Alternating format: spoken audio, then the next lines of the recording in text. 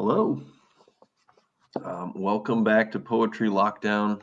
It's day 239. It's a Friday. I hope that your day is going well, and I wish a good weekend to you. So I've dipped back into a number of poets, one, two, sometimes even three times. This is a return for me. I'm going back to Christian Wiman in this book, and I'm holding this up because this is actually one that Mike Murphy graciously guessed lockdown with the poem, the title poem he did, Every Ribbon Thing. But I love this poem. It's actually my favorite Wyman poem, definitely the favorite from this collection. It's called Five Houses Down. It is what I like to call a portrait poem of a next door neighbor that I believe the poet had when he was growing up in West Texas. It's a little salty. I'm just going to give you a warning. There's some swears in here. Not going to advise you to use this kind of language yourself. That's what I tell my students all the time. But I think it's part of the portrait. So I'll read the swears. Just a warning. Five Houses Down by Christian Wiman. I loved his 10 demented chickens and the hell-eyed dog, the mailbox shaped like a huge green gun.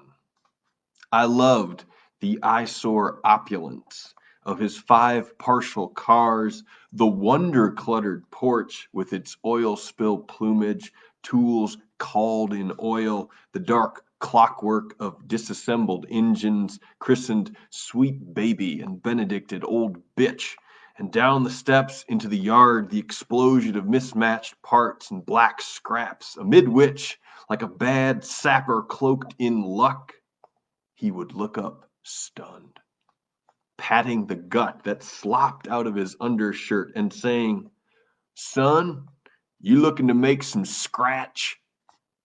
All afternoon, we'd pile the flatbed high with stacks of Exxon floormats, mysteriously stencilled with his name.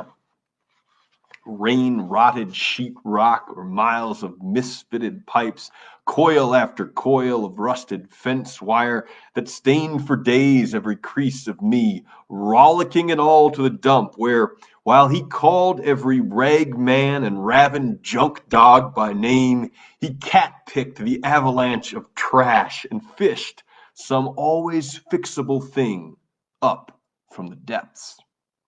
His endless, aimless work was not work, my father said. His bark-like earthquake curses were not curses, for he could goddamn a slipped wrench and shitfuck a stuck latch. But one bad word from me made his whole being twang like a nail misstruck. Ain't no call for that, son, no call at all. Slip not, what not from which no man escapes, prestoed back to plain old rope, whip snake, black snake, deep in the worm dirt, worms like the clutch of mud. I wanted to live forever, 5 houses down. In the womanless rooms, a woman sometimes seemed to move through, leaving him twisting a hand-stitched dish towel, or idly wiping the volcanic dust. It was heaven to me. Beans and weenies from paper plates, black-fingered tinkerings on the back stoop as the sun set on an upturned fruit crate, a little jam jar of rye like ancient light, from which once I took a single secret sip, my eyes tearing and my throat on fire. Christian Wiman, 5 houses down. Whoa, this is just fun. It's fun to read Christian Wiman. It's almost like the words, like they get, I don't know, they get sticky in your mouth. They have just a solidity to them. I love it. Even his swears are fun to say.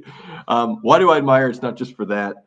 I think one of the things I admire about this poem, so I've told you before, and Mike Murphy in his wonderful presentation, Every Ribbon Thing, has mentioned just sort of, he's really obsessed and interested in the intersections between faith and imagination.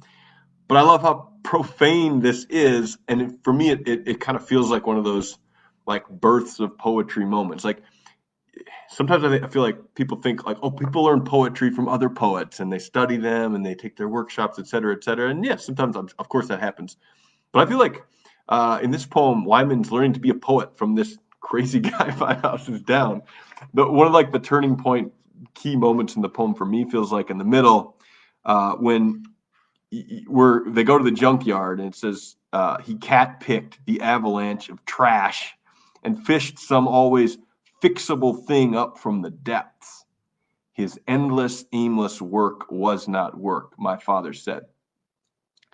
What what a beautiful homely description of what I think poetry sometimes is. Definitely seems like endless, aimless work a lot of the time. You're just like, as Seamus Heaney says, lying down in the word horde, seeing what's going to come up. A lot of times it's nothing. It seems like you're kind of cat picking the avalanche of trash. I think that's a metaphor, and I think that in some ways I don't know the specificity of the desires of this man.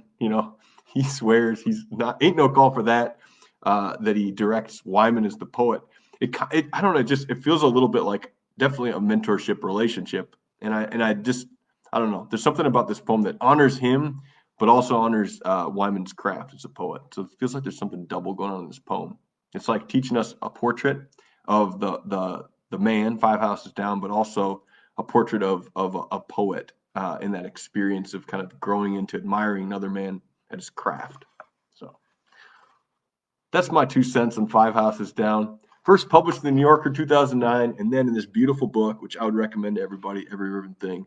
It's one of those poems that definitely shook me up and gave me so many ideas for my own work. So thank you, Christian Wyman, for this beautiful poem.